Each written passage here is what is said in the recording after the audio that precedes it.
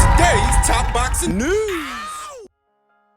Okay, we'll start with this recent post from unbeaten up-and-comer in the women's middleweight division, Thibeault, who said, "I'm thrilled to announce that I'm back, and I'm proudly named as an RBC Olympian. Once again, teaming up with RBC has allowed me to push forward in my Olympic dream. Now, I get to keep inspiring others, including the next generation of RBC training ground athletes. Last but not least, my Olympic dream has not changed. I am still here. I am in for it all. This journey just got a whole lot better and way more interesting." She's going back to the Emmys? Looks that way, and it looks like if Tim has it her way, she will spend her next 2 years in the amateur ranks attempting to prepare for the 2028 Summer Olympics right here in the US of A, in LA. 28 years old. Too old. Not too old to go back, get a second crack at the apple, though not that young either, to put her professional boxing career on hold for Olympic glory. Fighters that have already debuted as professionals and fought as professionals going back to the amateurs has resulted in some criticism in recent years, ever since it was allowed. Some people don't think it's right for experienced professionals to go back to the amateurs. Some people look at that professional experience as being an advantage. I don't. Because no professional that I've seen go back to the amateurs has even medaled. I remember reading a few years ago that middleweight contender Hassan Endam went back to the amateurs. Former unified middleweight champion Christina Hammer had gone back to the amateurs, neither of which medaled. So that if it were the unfair advantage that some people make it out to be, those two would have done a lot better. Thibeault means to do the same, sporting a professional record of 4 wins with no losses and no draws, 3 recorded knockouts. She debuted as a professional late last year in December, fought 4 times under the MVP banner. I don't really want her to go back to the amateurs, if I'm honest. Not because I think it's a dubious practice, but because she's one of my favorite up-and-comers. She is one of my favorite unbeaten fighters coming through, and I think she has everything it takes to dominate the middleweight division. Anybody with a belt there right now, or set to fight for one, I think Thibeault beats them. I think Tam knocks them out, and she's got the opportunity to do that fighting under the MVP banner. I look forward to her fights whenever MVP does a card. As with a lot of things in life, the ends have to justify the means. If she is to go back to the amateurs and dedicate the next 2 years to preparing for the Olympics, it better pay off. Otherwise, it's time wasted. And time is the one thing you don't get back. She's 28. She's not too old to be doing something like this, but she ain't that young either. 28 with only 4 professional bouts. I personally would rather she dedicate that time to continuing to develop her professional boxing career, her profile. She's a knockout merchant, and there aren't a lot of those in women's boxing, so that almost immediately makes Tam stand out, and it helps that she is a tall drink of boxing. She's got legs till next Wednesday. Oh yeah, she's a looker. She's got a lot of the right ingredients, and charisma to become a star in the sport of boxing. There is a lot to work with there, but if she would rather dedicate the next 2 years to her Olympic dream, what the fuck can we do about it? It just is what it is. I guess we won't be seeing Tam for a while in those MVP prospect shows. It's unfortunate, but that's what she's doing. In men's featherweight news, IBF champion Angelo Leo will face Laredo Dlamini, set for February 21st. 6 months after his first, Angelo Leo's second IBF featherweight world title defense is confirmed. The 31-year-old two-weight world champion will have a homecoming of his own February 21st when facing the IBF's number 8 rated contender Laredo Dlamini in Albuquerque, New Mexico, at a venue to be announced. Their world championship contest will be a Pro Box TV show. Per Boxing Scene on Tuesday, the following month they're planning a similarly high-profile show topped by unbeaten super middleweight contender Lester the Molester Martinez. Now, an immediate Christian Mabili rematch isn't gonna be happening. I ain't too good for Pro Box, no. I don't turn my nose up at their shows. What I've seen of Pro Box in the short while they've been around is whoever their matchmaker is, he's got a penchant for putting together good, entertaining fights that don't cost me or you anything. No sir, I ain't too good for a Pro Box show. Leo scored a 12-round majority decision win over former bantamweight champion Tomoki Kamita in the challenger's hometown of Osaka, Japan, this past May, in the absence of unification opportunities, gets his voluntary defense among home comforts. South Africa's Dlamini, 21-3 with 12 knockouts, won and later lost a 12-round split decision against Kameda in their two-fight series, which the 34-year-old parlayed into an unsuccessful world title attempt. Now, the decade-long pro has a chance to upset the apple cart in a busy division, with contenders and champions all on their own path. Their own path is right. I mean, it seems like nobody with a belt at 126 is in a hurry to unify. Nobody. When you consider that Nick Ball, this division's WBA champion, has already made several Riyadh season appearances and several hometown defenses via Queensbury, his promoter, it would seem like the opportunity has been there for Nick Ball to get in contact with Angelo Leo or one of the other champions to see about unifying, but Nick isn't in any hurry to do it any more than Rafael Espinoza, any more than Angelo Leo. Nobody wants to unify. What the foreseeable future holds for the featherweight division, well, this weekend, WBO champion Rafael Espinoza will make his fourth defense of his title against Arnold Calzaghe this Friday. Champions Nick Ball and Angelo Leo are set to be boxing the same month next year. In February. Stephen Fulton, this division's reigning WBC champion, is set to be moving up in weight to the super featherweight division to try and become a three-weight world champion on the undercard of Cruz versus Roach. The featherweight division, as it were, is stuck at a stalemate. Nobody really wants to roll the dice. Nobody really wants to unify. Why? This entire calendar year, anybody with a belt at 126 has been waiting his arrival, his move up to the featherweight division, even though it's been very obvious for a while now. He's not about to move up. There are bigger fights waiting for him if he stays put. A fight, a showdown with Junto Nakatani is bigger than anything the featherweight division has to offer. That fight by itself. That's gonna be a fucking monster. They're set to box on the same show at the very end of this year. Then presumably see about doing a fight with each other, provided they both win.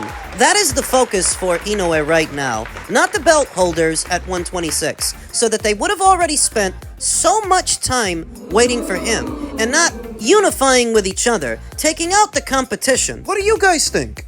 That he's gonna move up and then fight every single one of you single file in what will be his fifth weight class? I don't think that's how it's gonna go. No. This is assuming that Inoue wins in December, and this is assuming that he beats Junto Nakatani when he fights him, stays unbeaten, stays a monster. If and when he decides to move up to featherweight, no, I don't think he's gonna run a gauntlet with you guys at what is his fifth weight class. He's not gonna fight all of you while you sit on your hands and wait. It's fucking bullshit. A year squandered in the featherweight division as far as I'm concerned, because there are 4 champions there with 4 world titles, and nobody tried to unify. Nobody. The hope is that because both Angelo Leo and Nick Ball are going to be fighting on the same month, they're on the same schedule, if they both win, maybe they can unify with each other after that. Maybe, because he knew he's still going to be preoccupied. He's going to be going into the Nakatani fight. Stephen Fulton isn't coming back down. You know, he's done at featherweight after just 2 fights. He's going to end up dropping that WBC title, at which point unbeaten up-and-comer Bruce Carrington might pick it up. And maybe he'll try harder to unify it than Stephen Fulton did. Then there's Rafael Espinoza, who I think he's going to win this weekend. He's going to keep his belt, and maybe he'll try harder to unify in the coming year. That's the hope. You look at it, you know, I mean, I think Galvin Priv is an all-time great, to be honest, because he had, like you just said, he's lost his biggest fights. But he's still a great fighter. You know, among the fights he's had, among the wins he's had, you know, he's had some great wins, but, you know, he's against the top fighters, he's lost, isn't he? You know, going from Mayweather, I thought he lost the one Golovkin, you know, definitely lost one of the Golovkin fights, you know, but, you know, yeah, listen, man, he's had a great career, man. You know, you can't, I know everybody, you know, you keep fighting, you're going to lose, you know. Father Time catches up with everybody, like, at all he is now. I just hope he doesn't go on too long and, you know, get beaten by mediocre fighters, you know.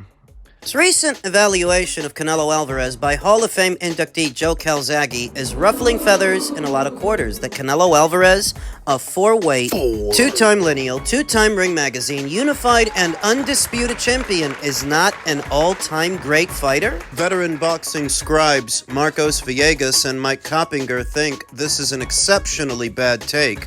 If this were true, and this were applied across the board, there are a lot of all-time great fighters that would not be considered as such, on the premise that they lost some of their big fights too, like Oscar De La Hoya, who lost to Felix Trinidad, lost to Bernard Hopkins, lost to Manny Pacquiao, lost to Floyd Mayweather.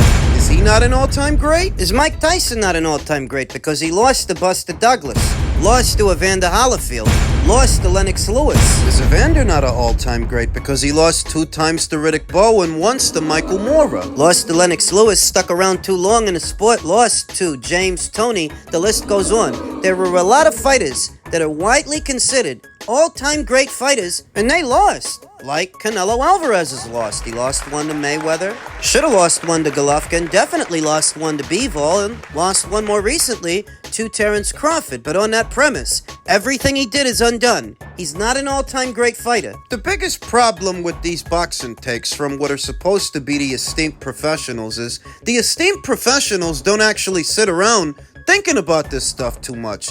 That the argument is flawed. It's lazy, because to say that a guy lost a couple of fights, he can't be an all-time great, that would exclude a lot of fighters. Is Duran not an all-time great because he lost to Esteban de Jesus, lost the second Sugar Ray Leonard fight, got stopped by Tommy Hearns? Is he not an all-time great because he lost a couple of fights? Because he lost to Harvin Magler. I think that when applying the formula, you do have to factor the losses into the equation, but you also have to factor in the wins, and you have to factor in the accomplishments. For a lot of fighters, losing is an eventuality. The question is, what did you manage to accomplish? That's what makes you great. And what I think makes Canelo Alvarez great is that this is a guy who debuted as a pro at age 15. Started out at 140 pounds, but ended up fighting as high as 175. Became a champion there. And I don't think he would have been able to do that if he wasn't great, to some degree. Champion at 154, 160, 168, 175. Fought a slew of champions and top contenders, all in between there. Unified the super middleweight division in 11 months. Just 11 months against nothing but unbeaten champions at the time, in their prime, and made it look easy. You're telling me he's not an all-time great? I didn't hear anybody saying this stuff when that happened, you know. When Canelo became the inaugural, undisputed super middleweight champion, he wasn't just the first Mexican-born undisputed champion in the four-belt era. He was the first undisputed super middleweight champion, the first of his kind. There had never been one before him. And now I notice something. That guys like Joe Calzaghe and Andre Ward, who made their bones and did their best work at 168, always seem to have harsh criticisms for Canelo Alvarez. I believe that underneath it all, these fighters feel threatened by his legacy. I believe that they feel overshadowed by Canelo. Eclipse. It's not my imagination that Canelo Alvarez did something at 168 that neither Joe Calzaghe or Andre Ward did, and that's go for undisputed. He became undisputed. They didn't do that. You could like him, you could love him, but they didn't do that. In a manner of speaking, Canelo Alvarez made history at that weight that those guys didn't do, and in part, that allows him to eclipse them. I'm not worried about imagination station fights, hypothetical matches between Canelo and those fighters and who you think would win. That's not the premise to rate their accomplishments, their resumes. If you're telling me that he's not an all-time great fighter, neither are you. Come on, Joe, come on. What is your best win?